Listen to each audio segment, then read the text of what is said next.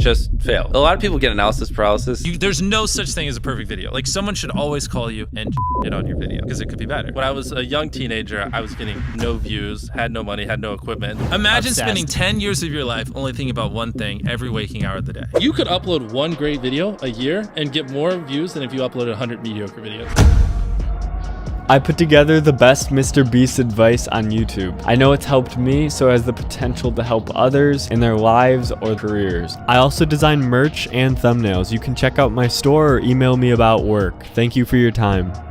Actually, as an answer to what is the best advice someone ever gave you, you said, you're crazy until you're successful, then you're a genius. 100%. All along the way, people gave me so much advice on why I shouldn't be doing it, why I'm crazy. Yeah.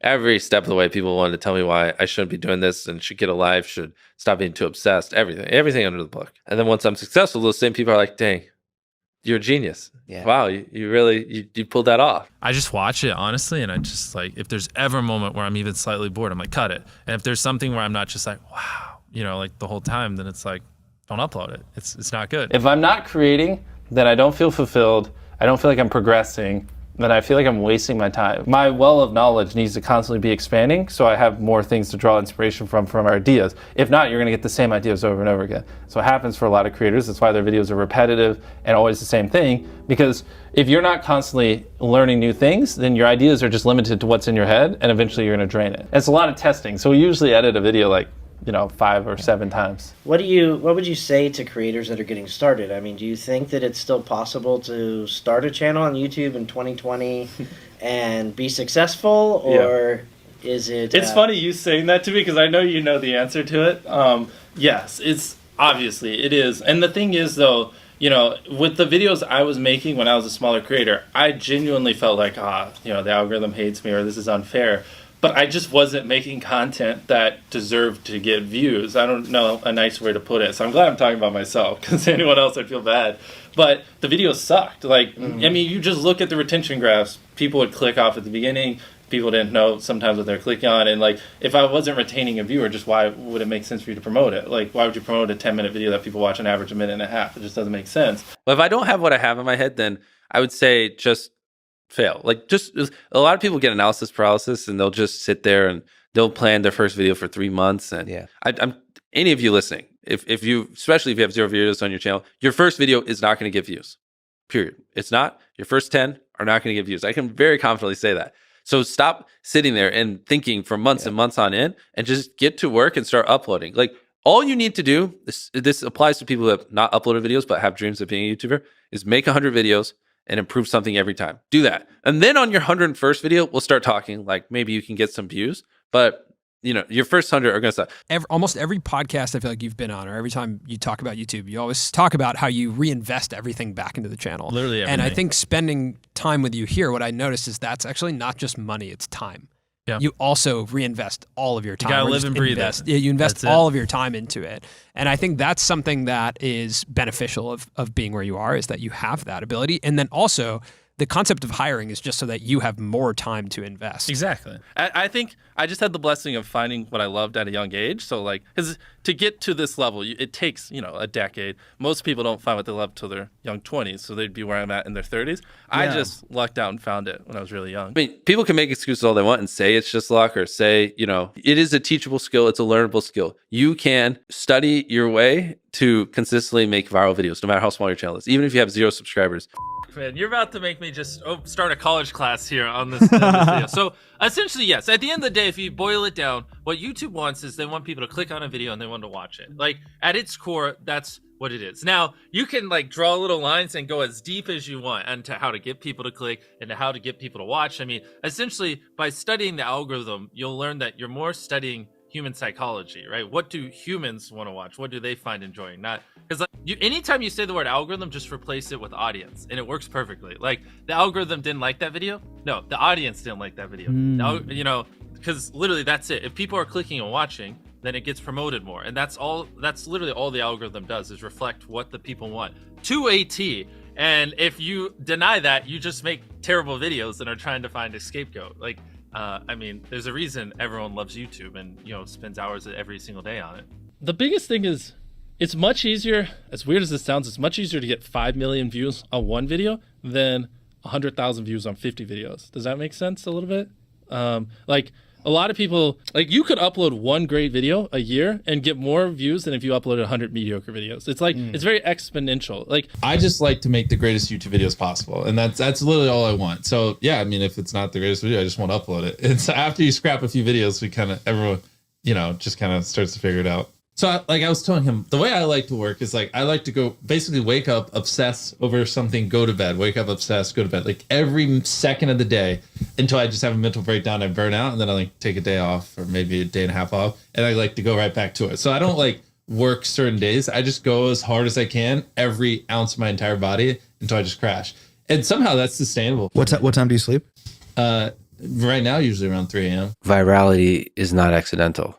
Or sometimes it can be, of course, but It's just not. it can be engineered. It's so many people say it's luck, and they're like, "You're just lucky," or this or that. But what are we up to? Probably like 1,000 videos over 10 million views. Like we don't ever have a dud. Like you can call it luck, but I think it can be trained. Is collaborative amplification. Like you're so good at that, right? Just bro, on your walks, you do your hour walk a night. You go, I'll just scroll through my contacts and call someone, see how they're doing, pick their brain a little bit. Like Exactly. so much to be learned. Yep. And you're so good at that. And the thing is, like, that's what's sad is because so many like small YouTubers, they see it as like, oh, I don't like. I see this all the time. Like a guy with 1 million subscribers will learn something new and they'll be like, oh, I don't want to teach my friends. Like they'll compete with me. It's like, you dumbass motherfucker. You pulled less views in the last 3 years than like I know people have on a single video. Like you teaching him isn't going to do anything. And so like they're so like caught up in like not sharing things and being secretive. But also a lot of creators also just don't, you know, which I didn't either for the longest time, just don't make good enough content, you know, content that's worthy of getting 10 million views. In the idea or the execution of the idea? Both. I mean, like think about how many people just make videos, they film them in under 20 minutes and they don't really put any effort into it. And my first 500 videos didn't deserve to get 1 million views. Like there's a reason they didn't. They're terrible, you know what I mean? But at the time I thought they did, right? And I'm in the mindset of a lot of small YouTubers where I thought those videos deserved 1 million views and I thought the algorithm hated me. But I watch them back now and I can tell you exactly why. The videos are just fucking horrible. You know what I mean? Yeah. And like the thing people undervalue the most is literally the first 10 seconds of the video. Like I think I can quote it. I tied up an FBI agent and I have $100,000 in this bag. Here's a knife. Good luck. And I just run away. Like it gives you everything you need. No wasted words, short and concise, and then tension. To do well on YouTube, you just need people to click your videos and watch them. That's literally all YouTube wants. And so if you get people to click your video 10% more and watch your video 10% longer than mine, you don't get 10% more views. You get like 4 times the views, right? So you have to think like an exponential, right? Like a 10% better video is 4 times the views, not 10% more views. Right. And so like once you understand that and you like funnel your energy better, it makes a big difference. So it's usually like just like don't make your video shit. Put in effort, you know, like put in way more effort, like really hyper obsess over these videos, like triple the amount of time you're putting into that video. Because you're not going to get triple the views, you're going to get 10x the views. And like, how much time do you spend on those openings? I'm a perfectionist. It's so important. Like that's your first impression for everyone clicking on the video. So like I like the whole time leading up to that, I'm just constantly obsessed with mostly the first minute, just like making sure like if I were to click on this video, I would like the first minute and that it would hook me. You know what I mean? And when I first started, I got 100,000 subscribers with an iPhone. And this is an iPhone 5 that recorded in 30 FPS, terrible quality. So as you guys know, like equipment's never an excuse because like people were constantly roasting me for the quality when I first blew up. I was like, I don't have money. I don't know what to do. But then, you know, I just reinvested every dollar I made. And over like the last, 8 years, just slowly grew into whatever I do now. Well, so what was the breakthrough for you to start realizing, to start having a self-awareness, about these videos aren't good enough? You're probably still going through that. You're probably still growing to see. Like, yeah, every 6 months you should look back and hate your videos, or at least see things you could improve and be like, oh, I could have done this better, that better. If not, then you're not learning quick enough, in my opinion, at least. But so when you're doing these videos and do you ever have one that you do it and it just doesn't live up to what your expectations were? All the time. Now I know you're about to ask me, so let me think of some. Yeah, probably like back in the day, like 1 out of every 4 videos we filmed just never got uploaded because they were just not Really? good. Yeah, because especially when I was like 19 and 20, like I had no idea, right? You know, like I'd come up with an idea, let's climb a building with plungers, right? Right. And then, you know, you can't do it, all right? So Right. that's an example of one that failed. So like, imagine one where you have like 3 friends, and like when friend number 1 learns something, he teaches the other 2, and friend number 3 fucks up on a video and he teaches you guys, and you're all coming up together. Yep. Whereas if you're separate, you have to fuck up every single time. You know, so like if you each make 100 fuck ups, you could be like 300 fuck ups deep and learning. Yep. But if you're separate, you're only 100 deep. It's just like if you wake up and every day you obsess over something and you live and breathe it, and that's what you think about, that's what you do, that's what you study on and off, that's what you stay up every night grinding, and no one else even gives a flying about it. It's like you just feel like a weirdo, you know, like an outcast. And I was also like just dumb. Back then I didn't realize, oh, well, I just need to find different people. I thought like, oh, my whole life I'll just never enjoy talking to people. Yeah. And then I met other YouTubers, and then I started talking to them like 10 hours a day. And I was like, then that's when the channel really started taking off. How often are you asking for help? Because I realize Every this, day. when you open the door to me for like hey, let's just like bounce things off. I definitely like took advantage of that, which I want. Like I don't Exactly. I don't Rule ask number for 1 help. is you got to give more, or give at least what you take. And if you do that, people will always teach you stuff. Say that one more time. You got to give at least what you take from someone. Which in the YouTube space is pretty easy for me because I can just teach people anything, and then I just hope to learn one thing from them. So after just grinding year after year, there's probably some blur between when I was 17, 18, 19, somewhere in there. It just started to get a little bit of views. You know what I mean? So are you're just constantly asking questions All the time. Really? That's the only way you can ever stay on top, is if you're constantly learning. If you're always learning, reinvesting every dollar, and basically working 10, 12 hours a day, like I just don't see a world where someone can compete with you. I just remember like making videos, and I remember being like, dang, like everyone's telling me like, you're stupid, you know, you're very awkward, like, you know, why would you make it? There's millions of people trying. And I just remember being like, I don't know, I just like it. I'm gonna do this or I'm gonna die trying, kind of thing. 'Cause also I was a big pussy back then. Well, when I was a young teenager, I was getting no views, had no money, had no equipment. And so for the most part, it was just like, I was just trying to scrounge money so I could buy equipment, because I was using my brother's old laptop. And so like my first couple hundred videos, I didn't have a microphone. Like imagine just like crackly, terrible voice. And so once I got monetized, I saved up for a few months. Like I told you, I bought a microphone. I can just give you a mile high history. And I saved up for like 6 months. I mean, I was just doing video game videos, and they were terrible. But I saved up. I got a real computer. So now I could actually record the video game in high quality. I have a microphone. I'm like 15. And I just kept going and going. For the last like 8 or 9 years, like every dollar I've made, I just spent it the next month on content. And I just did that every single month, and it just kept getting bigger and bigger. And here we are. YouTube's trying to serve people the best content possible, right? They don't want to serve you 100 lame videos. They just want to serve you one good one. So it makes sense logically. Like he's always had great thumbnails, but he wasn't the best at making good videos, which is, those are the easiest people to mentor. They can get people to click, but they can't get people to stick around. So then I've obsessed over how to make good videos. So now I just teach them how to make a video good, and then boom, the channel just goes skyrockets. But how do you have time to mentor people with all the things on your plate?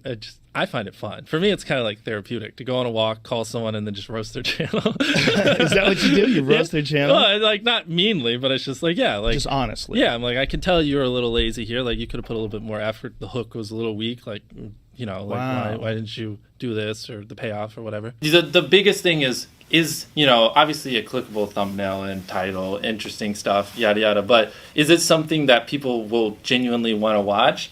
And this might be a little tangent, but one thing is, a lot of creators think click-through rate is just like the title and thumbnail and did they click it, but a lot of it too is, did they enjoy your last video? You know what I mean? Like, because if someone watches a video of yours and they loved it, you can bet the next time you're recommended, their chance of clicking is a lot higher, So it's like, is it something that can be entertaining for a long time? Is it something that if they watch this next time, they see a video of mine, will they be excited? Like, I loved that last one, so I want to watch the next one. Like those two type of things. And then obviously, is it just interesting and clickable? Essentially, your title and thumbnail set expectations. And at the very beginning of the video, to minimize drop-off, you want to assure them that those expectations are being met. If you click on a video where, of his, where it's like, Tether is a scam, and then at the very beginning, he starts talking about literally anything else, then you are like, oh, this is bullshit. This isn't what I clicked on. But if at the very start of the video, you go, Tether is a scam, and I'm going to teach you why, then it's like, okay, you match the expectations. So at the very beginning, match the expectations, and then you want to exceed them. So you want to assure people that what they clicked on is what they're getting, and then blow their mind and be like, but you're also getting even more. That's how you lower drop off, which a lot of people, sometimes it takes them like 20 seconds to really meet the expectations. And so you lose, like, that's where you're going to lose everyone. Everyone's videos start like this, and then it levels off.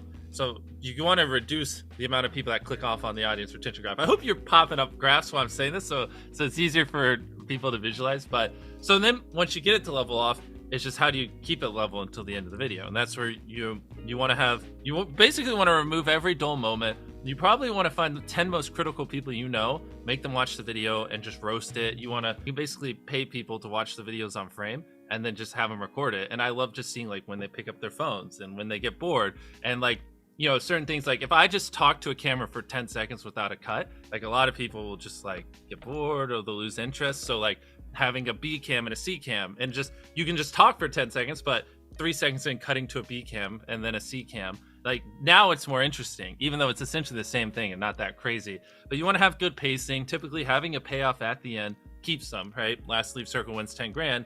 If there is a low moment halfway through, you're going to watch to the end because you want to see who wins the 10 grand. So having a good payoff at the end. How many hours do you work in a day? I would say since I was 11 years old, almost every waking hour of the day, I'm thinking of YouTube in some form or capacity. I feel like it was almost like baked in my DNA. Like it just flows in my blood, the innate urge to create videos and to build a YouTube channel and build businesses. That's just what I do. And if I like try to take time off, I just get depressed and I feel like I lose my sanity. That was the biggest problem, is I thought it was a freak of nature. Cause like people would tell me, all you do is talk about YouTube. You're too obsessed with YouTube. Like get a life. Like from 13 to like 19, I never met anyone who cared about YouTube. I was so untalkative. People thought like there was problems with me because I just wouldn't talk to anyone. Because all I would do is talk about YouTube. And after a while, like you realize like no one cares. And then when I was 19 and I had like 10,000 subscribers, maybe it was like 18.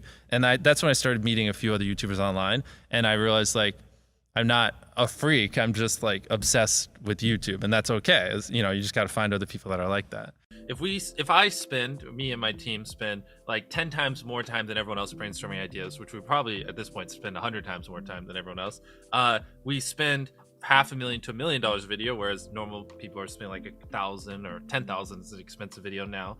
And we just, you know, sometimes we're filming for 3 or 4 days, like 10 hours a day, you know, 30, 40 hours of filming plus months of setup, whereas most creators probably film for a couple hours and set up for a day. I think for us, you know, by always doing all those things, it just distinctively sets it so far apart that it's basically, in my head, it's like, why would you not watch it? You know what I mean? But for the average person like us, you know, who don't have these exceptional personalities and, you know, backgrounds in filmmaking, just make 100 videos, improve something each time, and then talk to me on your 101st video. How do you improve something each time? The second one, just, I don't know, put more effort into the script. The third one, try to learn a new editing trick. The fourth one, try to figure out a way that you can have better inflections in your voice. The fifth one, try to, you know, study a new thumbnail tip and implement it. The sixth one, try to figure out a new title. There's infinite ways. That's the beauty of content creation online. There's literally infinite ways, from the coloring to the frame rate to the editing to the filming to the production to the jokes to the pacing, to every little thing can be improved, and they can never not be improved. There's literally no such thing as a perfect video. Well, and the thing is, like, as long as you're reinvesting everything and you're constantly innovating and adapting, it's pretty hard to fall off if you're like putting in the effort and stuff. Easy like for that. you to say, dude. All you do is put in the effort. You're a workhorse. And even when you're not working, like you started taking those like therapeutic late night walks. Yeah, I call him all the time. I get like 1 out of 10 times the answers. Like, you can elevate your content by being more creative, spending more money, putting in more effort. And there's like all these different things. And so like one of those just has to be going up, not all of them, each video. And if you do it that way and strategic, it's easy to constantly innovate. You're extremely diversified. And the type of content, yeah, exactly, because that's the thing. Like, well, it's not even just in content, bro. Like, you have so many different businesses. Yes, let's talk about that shit. Well, let's say you lose money in a video. You're like, well, Mrbeast burgers is popping off this week. Yes, weirdly enough, the best thing for my mental health was giving into my innate nature to work. And the most depressed I get is when I try to restrict it and like I don't work weekends or I don't work this day. What's best for me is just to work when I feel like working and then just not work when I don't, like, and just have no constraints, because there are just some nights where I don't want to sleep, and for whatever reason I feel compelled to go all night, and I just give into it, and I feel that's where I feel the happiest. And then it's typically like, and when I'm really in the grind mode, it'll be like 7 or 8 days, just nonstop going, and then it's like I'll realize like, oh, I need some recharge time, and then go fucking binge a season of anime. Again, the thing is, everyone has different priorities. If you want to make a few $100,000 a year and just, coast or whatever, like, not everyone has ambition and stuff like that. But if you really do want to be the best you can possibly be the biggest YouTuber, you should look at hiring as a way to free up your time so you can do more important things, and even then, and hyper optimize every little minute. And anything that isn't work, you should outsource to someone else so you can recharge, so you can work again. You know what I mean? Up until 18, I had been doing YouTube pretty religiously, but I was making no money. Like, this is kind of the turning point, was when I graduated from high school. And my whole life, I was like, I want to be making enough money by the time I graduated to do this full time. And I wasn't. I was still only making a couple $100 a month. So I graduated high school, and my mom was like, either move out or go to a community college. And I didn't have enough money to move out, but I hated school with a passion. But she forced me to go to community college, and that was the worst thing ever. Like, that made me hate life, like borderline suicidal. I just can't stand like having to just sit there and listen to this dumb stuff and listen to some teacher read out a book. So what I did was, I would act like I was going to community college, but I would just work on videos in my car and edit and stuff like that. I had straight zeros. And so now the clock had started, because once my mom found out, I was screwed. Yeah. And so I would act like I was going to college that whole time, but I wasn't. And I didn't have enough money to move out. And that was kind of when I was just like 15 hours a day, all in. I was like, I'm fucked if this doesn't work. And I had some videos pop off. I couldn't tell you which ones, but I had a month where I made 20 grand because I just had some videos just do really, really well. And then I came home and I was like, I haven't been going to college, and I moved out the next day. If you knew everything you know now, but no money. Step one would, I just brainstorm like, okay, I don't have money. What are some viral things? Like, I mean, the first thing that comes to my mind is something as simple as when I counted to 100,000, which is what I did do when I was poor. And like that worked. But like, what's something like that I could do that would be even more attention grabbing? Yeah, you were, as part of the brainstorm, you would throw out a lot of ideas, and people throw out a bunch of ideas. And one of the questions is this even doable? Right? Yeah. First off, come up with ideas you think would do well, and then ask yourself later if they're doable. Yeah. There's different ways you can accomplish something. Don't be cynical about the doability of stuff. Yeah, because there really are so many different ways you can. You have to work on multiple videos at a time, because most of our videos takes months to produce, and I don't just upload 2 or 3 videos a year. So if you're working on like 5 videos at a time, and one of the videos takes up an entire warehouse, and another video takes up an entire warehouse, well, then you can't work on the other 3 because 2 warehouses are full. So then that's what led us to getting this big place, because it's so huge we can work on multiple videos here at the same time. That just for you YouTubers that are wondering, like, how do you get to this point? Like, it's usually a slow snowball. Actually studied hard enough, and like, basically if you knew what I knew, and some of these, so I don't sound so arrogant, also like some of these other friends I have that I would say are the smartest people in the world when it comes to content creation online, if you had the knowledge that was in our heads, you could do it very easily. I see people do it all the time. And what's even more interesting is I go on podcasts and I say everything I know. It's all out there. And a lot of people, instead of just studying that and trying to absorb and apply it in their own way, they're just like, no, it's just luck, Be like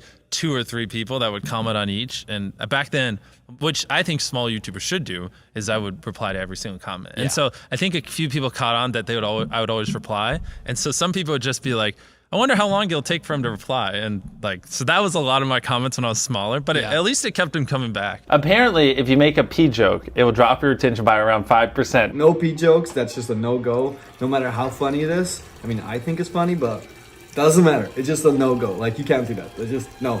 Do you ever take days off? So I found giving into my natural instinct works best. So I just work every day, every hour of the day, until I just burn out. Anytime I try to stick to a schedule, it just doesn't work, because there are certain Saturdays I'm just fired up, and like God himself couldn't stop me from going and working on a video. And then there are other Saturdays where I'm burnt out. And so I just kind of give in to my emotions and just work when I want to. If you hang around people, like just whatever, different people, you're going to feel crazy and it's going to wear on you. Whereas if you're around similar people, it's so much easier. The people they are around 100% dictates the outcome. I would not be on 120 million subscribers if I didn't find when I was around 1 million, I had a couple friends that were just also psychopaths. You know, I outgrew them, but at the time it was great. And I wouldn't be where I am today if it wasn't for them. Just all along the way, the friends that I hung out with had such a dramatic impact on where I am. When I was a teenager, I just, I couldn't relate to many people. And I just thought it was like a fucking freak of nature because no one was obsessed with building businesses or any of this kind of stuff. And so like back then, that advice would have been helpful. Maybe not that particularly, but just knowing that there are, it's not that you're a freak of nature. You just haven't found people that have the same interests. So the task is not to feel sorry for yourself or somehow change yourself. It's more to find people you fit in with. Yeah. Did you mind at all that feeling of like everyone being like, what are you doing? Well, of course. I mean, it's weird. I think the problem is like, I told this story years ago, it probably would have helped. It's so much more acceptable now. Like everyone wants to be a YouTuber. Everyone wants to be a TikToker. Like growing up now, like, you can just tell by the people and the numbers and explosion of social media that like it's a lot more widely accepted. And also it might also be where I grew up in North Carolina. It's different than LA. But back then, like it really just was a strange thing. You know what I mean? To like want to dedicate your life to being a YouTuber and being that obsessed. Only less than 10% of the world speaks English, so 90% of the world can't even enjoy your content. And when I realized that, I was like, wait a minute, 90% of the world can't even watch this stuff. I purposely have a really like dumbed down lifestyle, so because it gives you freedom. Like, most people can't reinvest in a business because when they get to this level, they're worried about their $10 million mansion. They're like 4 or 5 cars and insurance and keeping up with that. And then like their second home and all these other things. I just cut it all out. I have no like personal debt or things, that I have to pay for. So I can just go all in on the business because it's like, it doesn't even matter. You know what I mean? Imagine a world where it's just you working solo and you work 12 hours a day every day for like a year. And you're just grinding, you make a mistake, you learn from it, you grind, you make a mistake, you learn from it, and you do that for like a year. And then imagine a different world where you have 4 friends who are also equally grinding in something similar.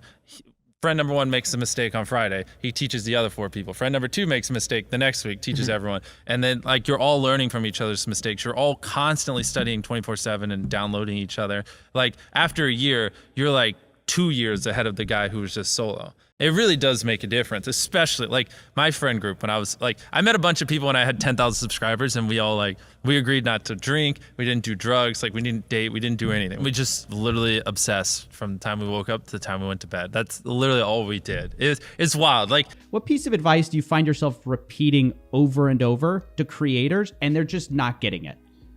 Oh boy. A lot. So here's a fun story. I mentored this one guy just for fun. I started, he was a friend, medium-sized YouTuber. He was doing I think he was doing 20,000. Like 10th a month in revenue, like 10,000 on one channel and like 8,000 a month on another channel. And this month he actually just had his highest revenue month ever. He did $400,000 in revenue. And just by like listening to what I taught him. I know we were able to like 20x his revenue. And that was just like with me just once a week, just telling him he was an idiot and what to do. And I do that for a lot of people. I just counsel people for fun and help them blow up their channels. A lot of times people, oh boy, it's like they think their videos are better than they are, honestly. And tell them, Jimmy, tell them. I mean, they do. And you have to that, and they have horrible friend groups because you really are like the type of YouTubers you hang around. And so like a lot of times I'm just like, what you're saying is wrong. Who told you this? They're like, oh, this guy. And it's like, well, they're wrong. It's not true. And so it's getting people with the right YouTuber friend group that aren't pussies and will actually tell them when their content's bad and like actually roast it and help them get better in a nice positive way. And then usually it's hiring an editor, honestly uploading less videos and just making them better. It's much easier to get 5 million views on one video than 50,000 views on 100 videos. It takes way less effort to get 5 million views on one video. So it's like applying a lot of these principles like that, and also getting it where it's content that they enjoy. A lot of people aren't willing to put in 10 hours days because they don't like what they're doing. So it's finding what they enjoy, because it is like a long grind. Like you're doing this for years, not months. So if you don't enjoy it, then you're gonna burn out. And that's usually the first thing, is like figuring out like what are the things you're currently doing that you don't want to do, and like let's figure out a way to get someone else to do it in the next 5 months so you actually get out of bed excited. Accomplish a goal. There are so many different ways you can achieve what you want. You really got to push through no's, which not a lot of people do. You have to have like a more of a dominant personality and just a willingness to when people tell you it's not possible, just actually go through all the variables and eliminate them all yourself. For what we do and creators online, it's very imperative. Like we take a personality test, and like just having a dominant personality is a better indicator that when someone tells you, oh, there's no way you're going to build a brick wall for under 100 grand, you know, you'll be like, okay, and then still go check the next 10 vendors and, you know, figure it out. Do you ever feel burnt out? Like, are there times where you feel like I think tired? My definition might be different than others. You know, like when some people are like, I'm burnt out. Screw this. I'm done. I'm done. You know, like never at that point. But yeah, like if I'm going like, you know, I go from the time I get up to the time I go to bed like 3 days in a row, I'll be like, okay, like kind of want to like take half a day off and like chill, or like I'll feel it coming and stuff like that. But this is what I'm doing to the day I die. I don't care. Like I love this more than anything. Nothing's ever brought me a fraction of the joy. I've seen people literally start a channel and within a month hit 100,000 subscribers. I've seen it. I personally know someone who had a channel with 100 subscribers, and me and my boys, you know, other YouTubers that I feel like have a good understanding of how YouTube works, we just help them optimize the video. And I don't like to say the name of the channels because then I feel like I'm taking credit for their success, but literally 100 subscribers, he got 3 million views on a video. And that was with no artificial push. It did like 50 views, you know, 5,000, 10,000, 50,000. It just stair-stepped up every day. And so it's 1,000,000% possible, but it's very hard right off the bat to know what makes a good video, how to hold a viewer, how to get them to click and stuff like that. Some people are naturally entertaining, and retaining a viewer is just much easier for them. And some people, like me, you just need a long time to develop. A lot of it is just like, you can just tell when a video shouldn't go viral. At the beginning of the video, just tell, like literally the simplest thing, just tell them why they should watch it. You know, if you're putting 1,000,000 Orbeez in a pool, don't start the video with you shopping for, you know, your mom's birthday present. At the beginning of the video, just say, we're going to put 1,000,000 Orbeez in this pool. And then that right there should, you know, be at least slightly sufficient. To help people know what to expect, maybe do a little preview at the front. Exactly. Yeah. So for most people, it's just that. They're just not hooking viewers, and the video ideas just aren't that entertaining. Do you think your biggest strength is probably your curiosity? You're down to do anything. And down to do so whatever. I think what you have to do is you have to always be learning, right? That's how you can like, so like with our ideas, right? Because we like to do original ideas that no one's ever done before. And I might have told Jude this when we were talking on the phone. Thing is, like, if there was a hypothetical fruit in Japan that if you eat it, makes it where you can jump 30 feet taller, right? If that exists in this world right now, you didn't know it existed. So you couldn't come up with something around that. That's very hyper specific. But there's like a million things like that in the world that, like, if you don't know about it or you're not intaking the inspiration, you can't really come up with something. Like if I were to try to get into stand-up, like that's how I would try to do something different. I just try to intake a bunch of different information and see what spawns in my head. So I try to always be learning. In point, I'm trying to always expand my knowledge well in my head with new things that I can draw inspiration from. Yeah, you had a video of ours that you said you were interested in the thumbnail. You clicked on it and you were bored after 5 seconds. I can tell you, it was the one about the hype house. Yes. Why everyone's leaving the hype house. Yeah. And I showed them on my phone. I was like, the title and thumbnail made me tap, and the red bar was like so tiny you could barely see it because I clicked off in 8 seconds. I was like, this is me at my house 4 days ago before you came down. Clearly, you just didn't grab me. Yeah. And that was really eye-opening for us. And we now, you recognize, like, I think a lot of times you talk about obsessing over the content and really getting into it. And I think sometimes it's hard to understand what that exactly means. And then when you said that, I was like, oh, that's what it means. It literally means that there was a big problem, and you predicted that about 40% of the people left in 10 seconds. It was exactly 40%. I could tell. Yeah. And I told them the remedy for this is they need better friends. 100%. No offense to people that are their friends. I know that they like you, but the fact that no one's like calling you up after you uploading that and just roasting the hell out of it and going like, dude, this isn't the best you could do. Like, and it's not a knock on you guys. It's actually them like, someone should say like, hey, you guys are too smart for this. Like, you're better than this. You can make a video better than this, which is what you should do. You can make anything work, but at the end of the day, it's got to be like interesting to the audience, original, and just good. You know what I mean? And if you hit those, like, you can figure out a good intro and outro. You know what I mean? Yeah. Well, it's hard because being it's like, it's a weird balance because I used to save up $1 a day. Like my first microphone, I had to save up for 3 months to buy, and we didn't have any money. It was I had a single mom raising me and my brother and sister. So it's like that relentless obsession of YouTube and reinvesting got us to that point.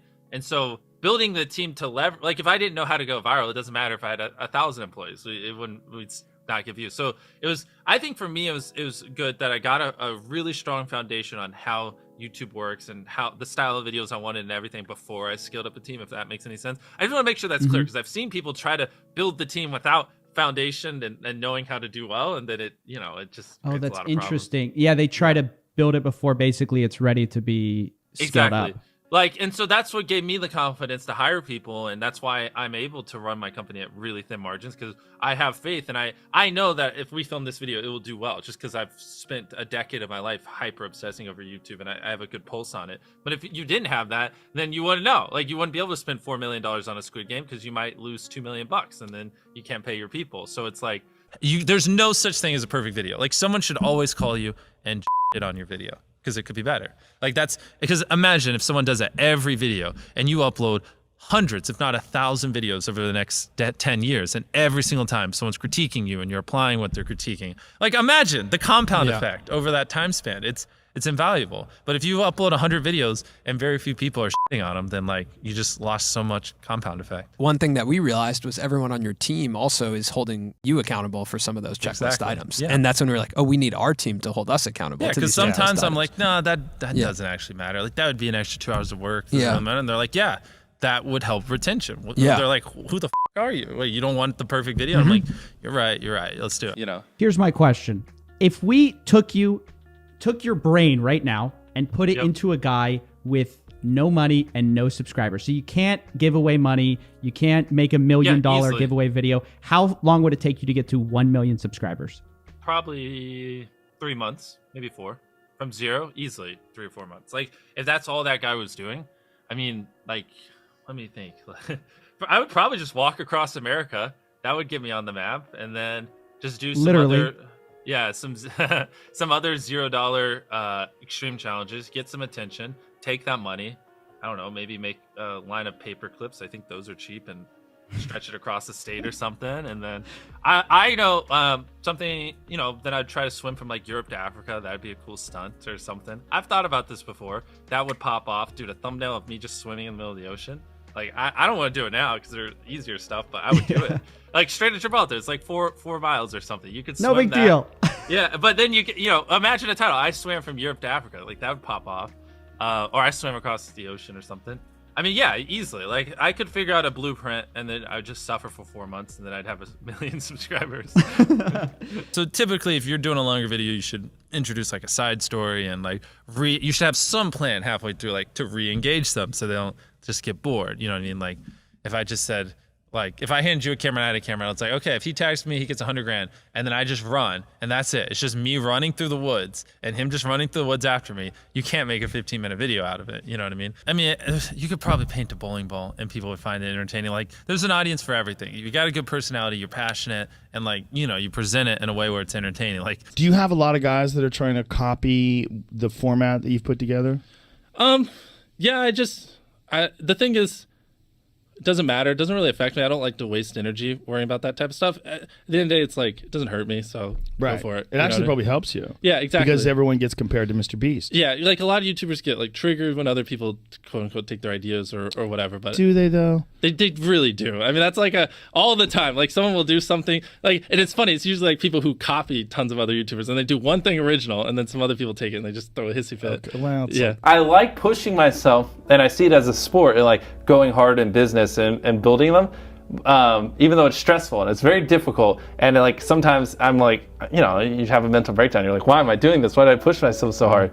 But then when you're not doing it, you're just depressed. So it's like a weird system, a weird situation, but I love it. But sometimes I don't. you have, like, as YouTubers, especially people who build side businesses and have side channels, there's like 50 things that need to be done. And if you split your time amongst it, they're all only getting a few percentage of your time. So like, someone should be able to do that job better than you because they're giving it 100% of their time. And that's like the OP part about hiring people. Where's the source of that learning even for you now? It's just look at I just got back from I just got back from a mastermind where I just got like 10 of the smartest people I knew, and we just locked ourselves in a cabin and taught each other stuff constantly every day. Not every day now, probably every other day. I go on a walk and I just call random people. I'll just say, teach me something. You just have to have a never-ending thirst for learning.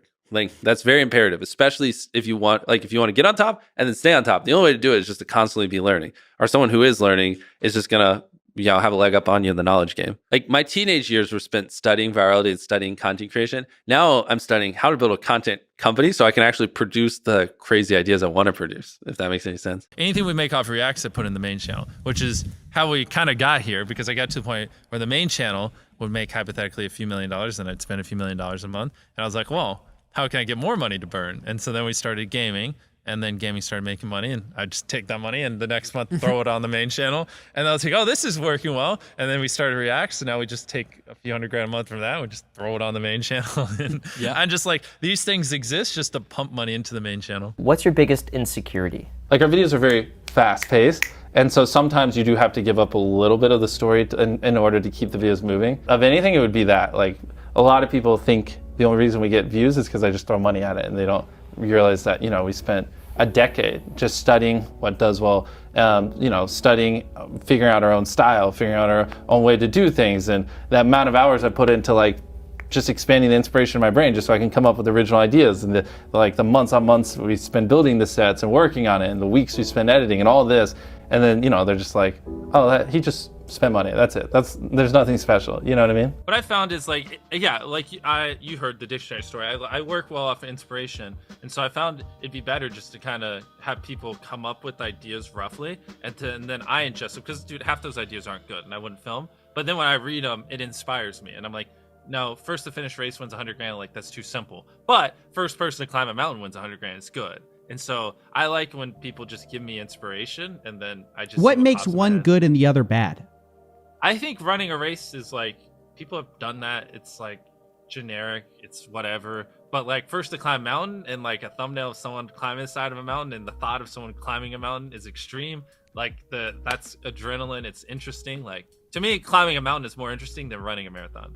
Only watch things that like inspired me, so I would like try to watch a different show or different things or different genres for inspiration. And I had what I would call like an info diet, and I would always like try to add new things. So I was so obsessed with how to, because really like if I tell you to come up with an idea, you're just gonna whatever, you're gonna be like Gatorade or water or whatever. With all this data, your brain is sort of a tuned algorithm itself of like evaluating. I think it's so interesting watching you evaluate like titles. Like what you're saying is like, I like bananas, and what you need is bananas are the best goddamn food on the planet. Like that's the type of opinion you need. Like you need something like how to get 100 million views on YouTube, or not even that. That's not strong enough. You need something that makes people go, what the fuck?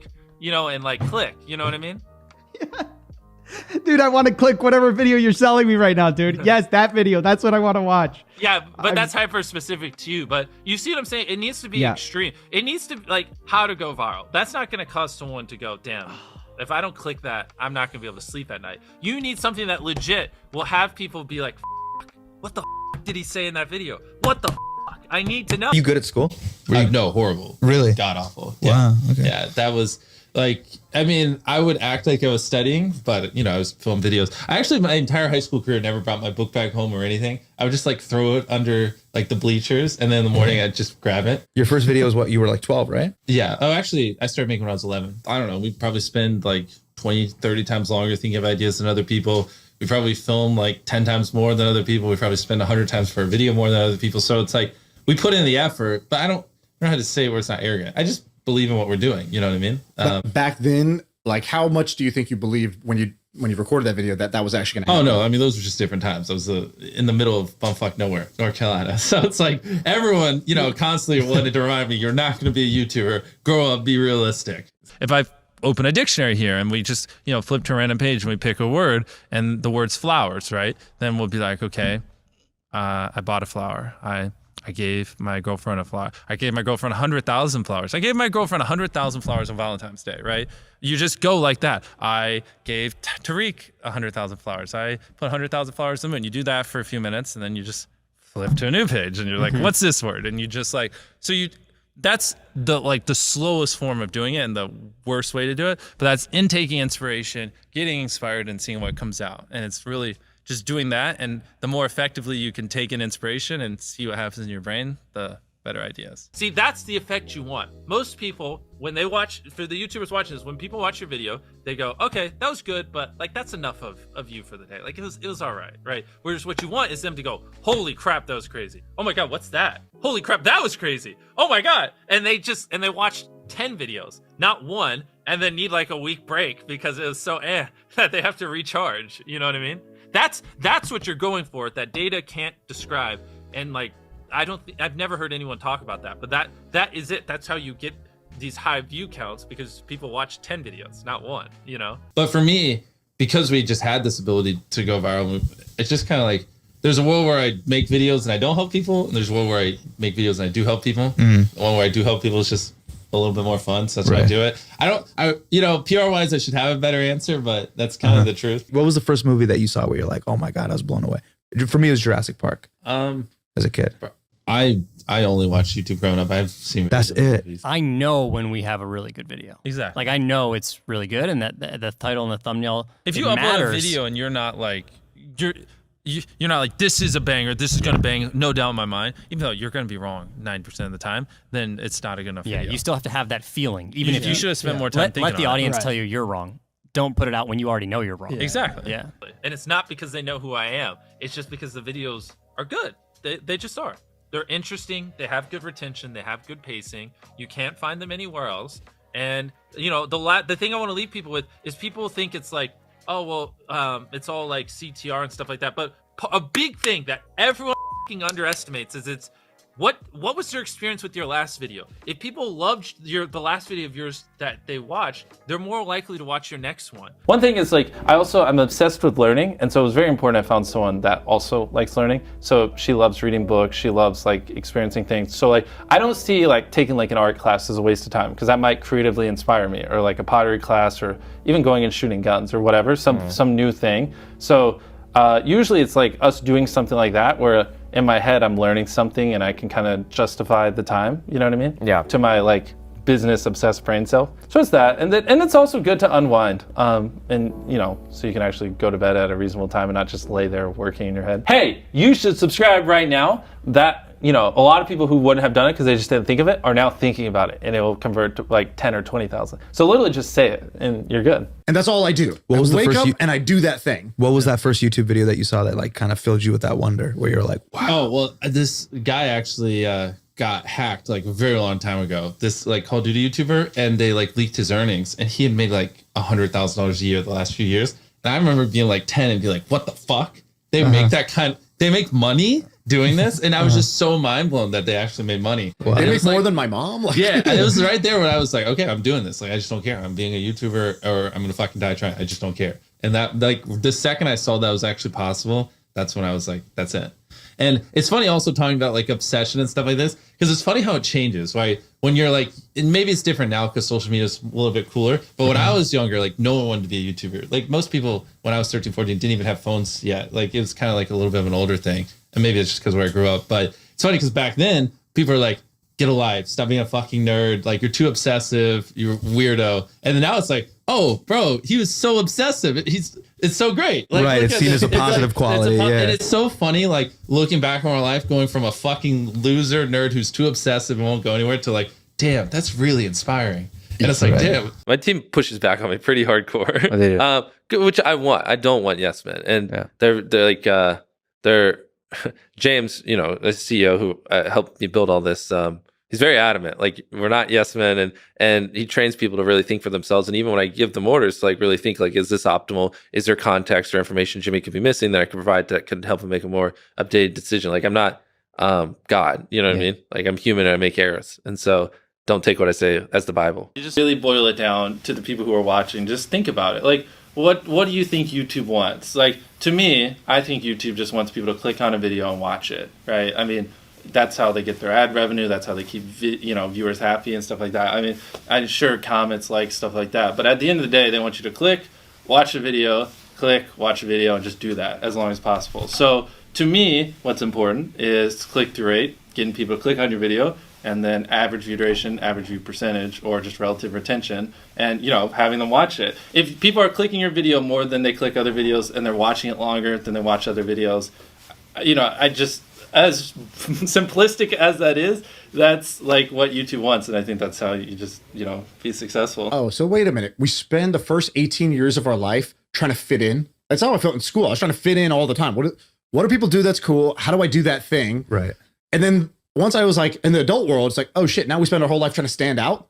Like, well, what was all that other shit? Why was I so focused on fitting in if the rest of your life you're trying to stand out? And I just realized like, oh shit, standing out has been the game the whole time. And the way you stand out is not by trying to figure it out. Just like whatever you're obsessed with, just let that ride, because you'll go on a path that nobody else is going to copy, and then you'll land in a good spot. So if my kid, like my daughter's 2 right now, right, if she was into gaming or if she was trying to be a creator, all that stuff, I would be all in on it, because I know even if that's not your end game, following your obsession is like the thing to do in life. That will always work out. But if you like actually go down that path, what most people do is they hedge. They like this thing, but then they see this path that's more proven or shiny, or they don't know if it's going to work, so they only half try, right? And then it's like that hedge is actually what gets you. It's not that this career path was that hard. It's that hedging. Imagine spending 10 years of your life only thinking about one thing every waking hour of the day. You mentioned earlier that people were like, you don't have a life, right? But we've been here. We spent all day with you yesterday. Behind the scenes, I feel like you do have a life. Like your life is YouTube. The thing is like, you're an idiot until you're successful. Then you're smart, whatever. Yeah. You know what I mean? So it's just, at some point you cross that tipping point and people go from judging you and being like, you're too obsessed, you're a freak, blah, blah, blah, to like, oh, like,